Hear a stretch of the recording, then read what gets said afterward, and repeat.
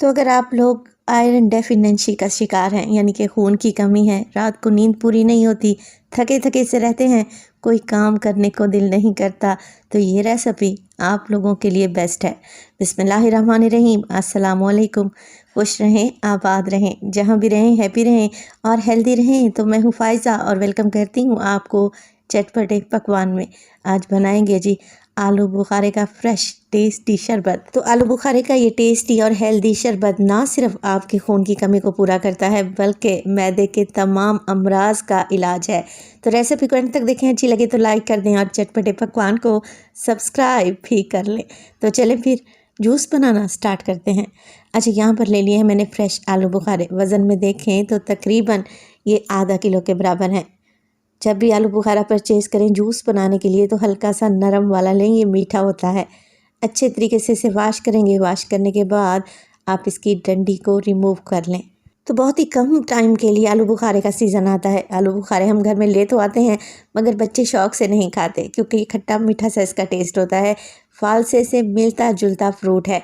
अगर आप इस तरीके से इसका जूस बनाएंगे ना, तो बच्चे बड़े शौक़ से पियेंगे और ये हेल्दी भी रहेगा। चलें जी, अब एक यहाँ पर ले लिया है मैंने जूसर ब्लेंडर वाला जग।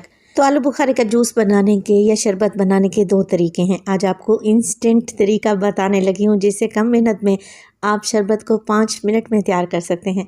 एक तरीका दूसरा भी होता है, जिसमें आलू बुखारे को पकाया जाता है। आज हम इंस्टेंट जूस बनाएंगे।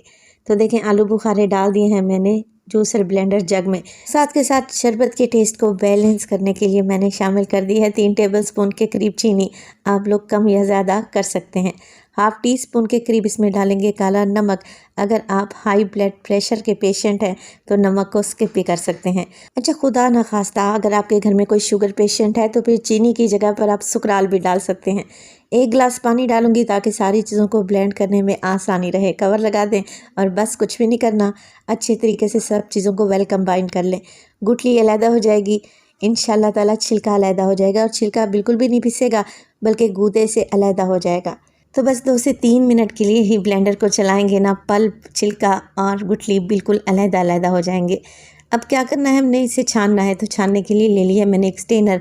बिल्कुल बारीक होल वाली स्ट्रेनर लें और सारा का सारा आलू बुखारे का पल्प, गुठली समेत इसमें डाल दें। अब उसी जग में मैंने डाला है 1 गिलास मज़ीद पानी, ताकि कोई भी चीज़ ज़ाया ना हो। अच्छे तरीके से इस फ्रेश जूस को छान लेंगे तो आप लोग देखेंगे कि गुठलियाँ और छिलका बिल्कुल अलहदा हो चुका है। पल्प हमारे पास आ चुका है, एकदम फ्रेश और हेल्दी। तो बस छिलके और गुठलियाँ अलहदा हो चुके हैं, इन्हें डिस्कार्ड कर दें। शरबत में इनका कोई काम नहीं है।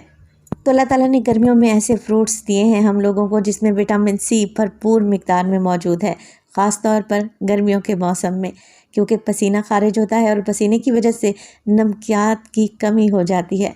तो आप ये विटामिन सी से भरपूर आलू बुखारे का शरबत बना कर पिएँ। इंशाअल्लाह ताला खून की कमी को पूरा करेगा और मैदे के तमाम तर मसाइल को हल करेगा। तो देखें, डाल दिया मैंने इसमें ढेर सारी बर्फ़ और ठंडा ठार ये खट्टा मीठा सा शरबत आप लोग सर्व करें। यकीन करें, पीकर मज़ा आ जाएगा। रेसिपी बनाएं तो अपना फ़ीडबैक लाजमी दिया करें। आपके एक प्यारे से कमेंट का मुझे इंतज़ार रहेगा। अपना बहुत सारा ख्याल रखिएगा। फ़ायज़ा को अपनी दुआओं में याद रखिएगा। मुझे दीजिए इजाज़त। टिल देन, अल्लाह निगहबान।